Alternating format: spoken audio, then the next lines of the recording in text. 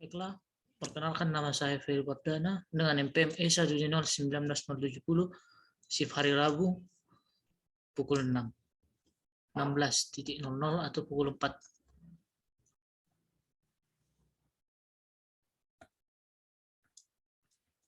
Jadi di sini kita akan membahas model dengan variabel beda kala atau length variabel dan spesifikasi model.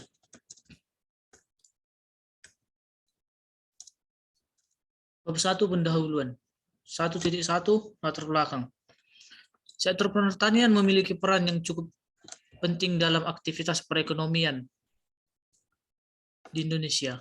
Hal ini ditinjau asal kontribusinya terhadap produk domestik bruto atau PDB yang cukup besar, yaitu sekitar 12,72% pada tahun 2019 atau merupakan urutan ketiga setelah sektor industri, pengolahan, sektor perdagangan besar, dan eceran, yaitu 19,70%, serta reparasi mobil dan sepeda motor, yaitu 13,01%. Subsektor yang relatif besar potensinya merupakan subsektor perkebunan. Subsektor perkebunan berkontribusi tahun 2019 yaitu sebesar 3,27% terhadap total PDB dan 25,71% terhadap sektor pertanian, kehutanan, dan perikanan, atau merupakan urutan pertama di sektor tersebut. Secara umum, perkebunan memiliki peranan yang sangat besar dalam menyediakan lapangan pekerjaan, ekspor dan pertumbuhan ekonomi. Ditinjau dari segi peningkatan perkembangan usaha perkebunan telah menunjukkan kemajuan yang sangat besar, seperti komoditi sawit, kakao, teh, kopi, karet, maupun komoditas lainnya. Komoditas perkebunan tadi sudah menjadi andalan ekspor Indonesia pada pasaran global, sehingga untuk mencapai hasil ekspor yang maksimal diharapkan adanya kerjasama baik antara petani, perusahaan perkebunan, dan pemerintah.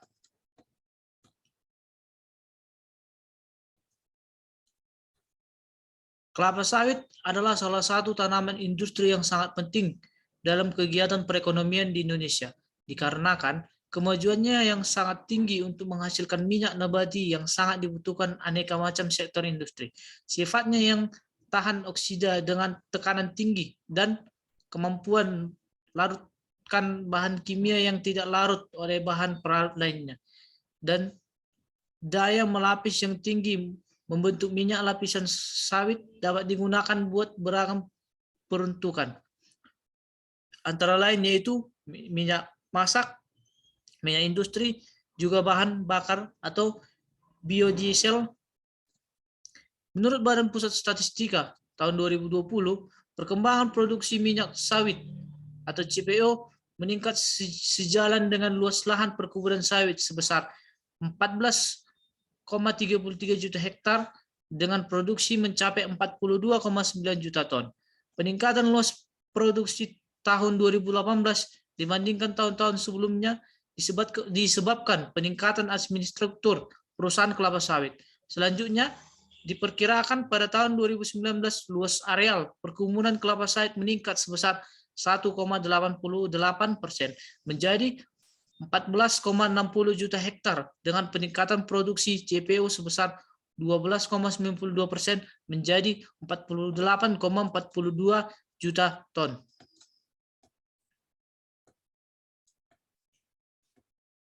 Rumusan masalah. Berdasarkan latar belakang tersebut, maka rumusan masalah dalam penelitian ini yaitu sebagai berikut. 1. Bagaimana tren perusahaan produksi minyak sawit atau CPO di Indonesia? 2. Faktor-faktor apa saja yang mempengaruhi produksi minyak sawit CPO di Indonesia? 3. Bagaimana elastisitas faktor-faktor yang mempengaruhi produksi minyak sawit atau CPO di Indonesia? Dan untuk tujuannya yaitu, berdasarkan rumusan masalah, maka tujuan penelitian ini adalah sebagai berikut. 1. Untuk mengetahui tren perubahan produksi minyak sawit atau CPO di Indonesia. Dan yang kedua, untuk mengidentifikasikan faktor-faktor yang mempengaruhi produksi minyak sawit atau CPO di Indonesia. Dan yang ketiga, untuk mengetahui tingkat elastisitas faktor-faktor yang mempengaruhi produksi minyak sawit atau CPO di Indonesia. Bab 2, metode penelitian. A. Jenis dan sumber data. Jenis data yang digunakan dalam skripsi ini adalah data time series. Sumber data berasal dari skripsi yang berjudul Analisis Faktor Produksi dengan Tren Minyak Sawit atau CPO di Indonesia oleh Supiana, Program Studi Agribisnis Fakultas Pertanian Universitas Muhammadiyah Makassar tahun 2020. B. Spesifikasi model. Untuk menjawab perumusan masalah kegiatan dan ketiga teknik analisis yang dipakai, yaitu analisis regresi linear berganda atau multiple regression linear yang dimodifikasi dari persamaan fungsi Cobb-Douglas. Setelah diuraikan model konseptualnya dengan menggunakan model Cobb-Douglas, kemudian ditransformasi ke dalam model linear logaritmatik menggunakan polahan data FU1 untuk mengetahui faktor-faktor yang mempengaruhi produksi serta elastisitas faktor-faktor yang mempengaruhi produksi minyak sawit atau CPO di Indonesia dari tahun 1990 sampai dengan 2019. Menurut Suyoto, jika pengukuran antara variabel melibatkan lebih dari satu variabel independen, X1, X2, X3 menuju Xn, dinamakan analisis regresi linear berganda. Dikatakan linear karena setiap estimasi atas nilai diharapkan mengalami peningkatan atau penurunan mengikuti garis lurus. Model persamaan regresi linear berganda dalam penelitian ini dapat dirumuskan sebagai berikut, yaitu Y sama dengan alpha O X1 A1 dikali X2 A2 dikali X3 A3 dan E.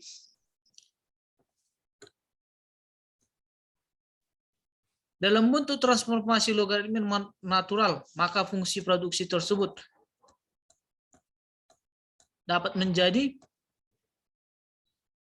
ln Y sama dengan A ditambah A1 ln LL ditambah A2 ln BB ditambah E. Keterangan Y sebagai produksi atau produksi CPO dalam satuan ton, A intercept atau konstanta, LL adalah luas lahan atau HA, BB adalah bahan baku atau tes dalam satuan ton. A1 dikurang A2 sama dengan koefisien elastisitas ln sama dengan logaritma natural dan E adalah distribusi error atau kesalahan penggunaan dalam persamaan linear. Untuk mengetahui atau menduga koefisien dari fungsi produksi tersebut, maka metode yang dapat digunakan yaitu ordinary least square atau metode kuadrat terkecil.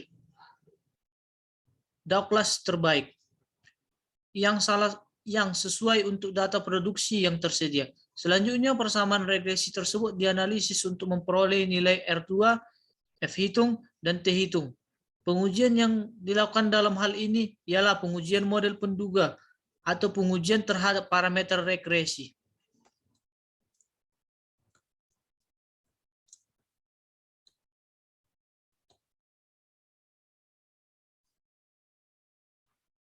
Bab 3, hasil dan pembahasan. Produksi minyak sawit atau CPO di Indonesia yang dimaksud dalam penelitian ini adalah banyaknya CPO yang dihasilkan dari total areal panen kelapa sawit di Indonesia yang dinyatakan dalam satuan ton. Produksi kelapa sawit di Indonesia mempunyai potensi untuk terus mengalami peningkatan. Hal ini ditunjang dengan luasnya wilayah Indonesia yang memungkinkan untuk memperluas area perkebunan terutama kelapa sawit. Selain itu, iklim Indonesia sangat cocok untuk mendukung tumbuh dan berkembangnya tanaman kelapa sawit.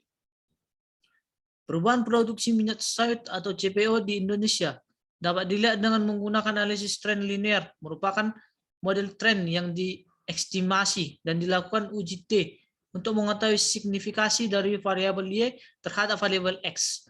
Dalam persamaan tren linear ini, variabel Y atau dependent adalah volume produksi minyak sawit CPO, dan variabel X atau independent adalah variabel T atau waktu atau tahun. Tren perubahan produksi merupakan variabel waktu kegiatan produksi minyak sawit atau CPO dalam skala waktu yang tertentu. Tren dapat mengalami keadaan naik, artinya positif, stigma artinya tetap, dan turun dapat diartikan negatif. Berdasarkan hasil analisis diperoleh persamaan garis tren berupa produksi waktu 30 tahun terakhir, yaitu dari tahun 1990 sampai dengan tahun 2019 mengalami penurunan. Berikut ini gambar analisis tren perusahaan produksi minyak kelapa sawit atau CPO di Indonesia.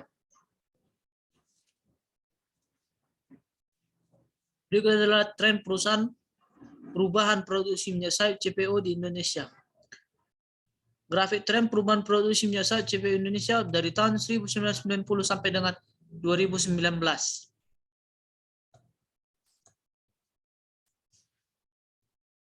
Gambar grafik perubahan produksi minyak sawit CPO di Indonesia dari tahun 1990 di atas, terlihat bahwa perubahan produksi minyak sawit CPO di Indonesia mengalami tren yang menurun atau negatif pada beberapa tahun selama 30 tahun terakhir. Dan berikut adalah hasil analisis tren perubahan produksi minyak sawit CPO di Indonesia dari tahun 1990 sampai tahun 2019 yang dibuat dengan uji R2, uji F statik, dan probabilitas atau uji F. Di mana R2-nya adalah 0,0828 atau 8,28%. Uji F statisnya yaitu 2,5614 serta uji F-nya yaitu 0,1207. Berdasarkan hasil analisis tren persamaan garis tren perubahan produksi minyak sawit CPO di Indonesia diperoleh, dia sama dengan 0,414 dikurang 0,002 T. Nilai koefisien tren sebesar min 0,02 T berarti bahwa perubahan produksi minyak sawit CPO di Indonesia setiap tahun turun sebesar min 0,002%. Sedangkan nilai intercept yang diperoleh dari analisis adalah sebesar 0,4%, yang berarti bahwa awal tahun antara 1989 sampai dengan 1990 perubahan produksi minyak sawit di CPO di Indonesia sebesar 0,14%. Berdasarkan hasil estimasi nilai probabilitas hasil regresi diperoleh probabilitas uji F sebesar 0,1207 atau lebih besar dari 5%. Nilai tersebut menunjukkan bahwa variabel independen atau T tidak berpengaruh terhadap perubahan produksi minyak sawit CPO di Indonesia secara signifikan. Kemudian, berdasarkan hasil uji T sebesar 0,1207 atau lebih besar dari 5%, nilai tersebut menunjukkan bahwa variabel waktu tidak berpengaruh terhadap perubahan produksi minyak sawit CPO di Indonesia secara signifikan. Artinya, perkembangan perubahan minyak sawit CPO di Indonesia yaitu stigma. Perubahan produksi tahun 1990 sebesar 442.658 ton atau sekitar 22,78% dari tahun sebelumnya. Pada tahun 1991, peningkatan sebesar 244.988 ton atau sekitar 10,15% dari tahun sebelumnya. Pada tahun 1992 peningkatan 608.650 ton atau sekitar 22,90% dari tahun sebelumnya. Selanjutnya pada tahun 1993 sebesar 155.198 ton atau 4,75%, berkurang dari tahun sebelumnya. Pada tahun 1994 sebesar 586.612 ton atau sekitar 17,15%, kembali meningkat dari tahun sebelumnya. Produksi tahun 1990 sampai tahun 1994 berdasarkan tahun luas lahan kelapa sawit seluas 1.045.000 hektar.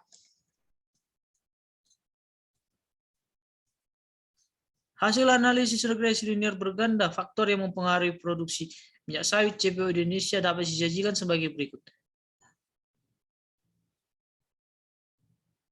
Konstanta Y-intercept rata-ratanya 2,46, koefisien elastisnya min 0,6684, standar errornya yaitu 0,1957 dan uji T statiknya yaitu min 3,414.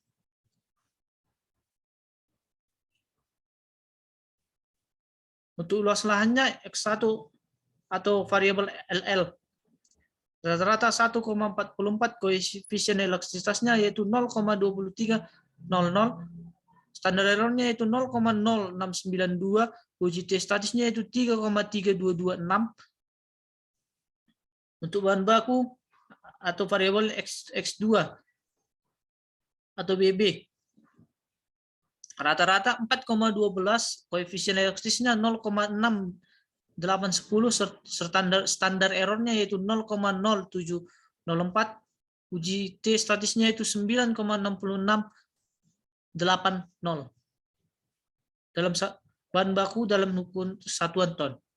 R2-nya yaitu 0,9902 atau 99%. Uji F statis yaitu 131.371,91. Untuk uji F-nya itu 0,000. Untuk R2-nya signifikasinya alfa sama dengan 0,01. Untuk uji F statisnya itu signifikasinya alfa sama dengan 0,05. Untuk uji F-nya itu signifikasinya alfa sama dengan 0,01. Model regresi hasil estimasi faktor produksi len Y sama dengan min 0,6684 ditambah 0,2300 len LL ditambah 0,6810 len BB ditambah E. Berdasarkan hasil analisis regresi linear berganda diperoleh persamaan sebagai berikut.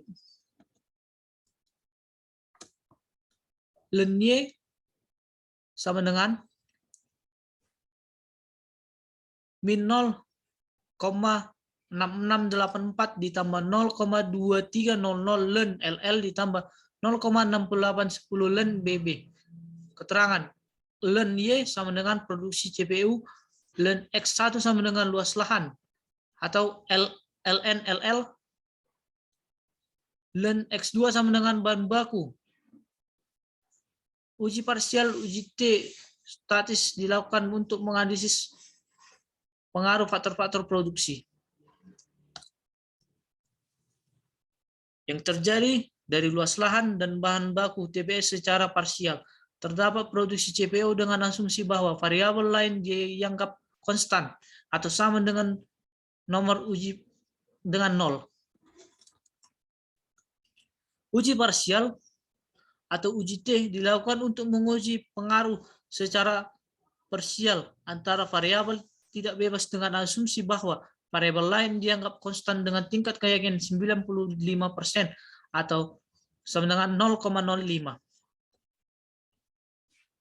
Berdasarkan hasil analisis pengaruh luas lahan terhadap produksi CPO dilihat pada tabel 7, untuk variabel luas lahan diperoleh nilai T hitung sebesar 3,33226 dengan nilai probabilitas atau uji T-nya 0,0026. Hal tersebut menunjukkan bahwa pada tingkat kepercayaan 99%, variabel luas lahan berpengaruh secara signifikan terhadap jumlah produksi minyak sawit CPO di Indonesia.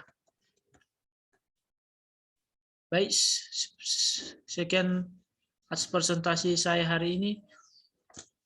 Atas waktu, saya ucapkan terima kasih.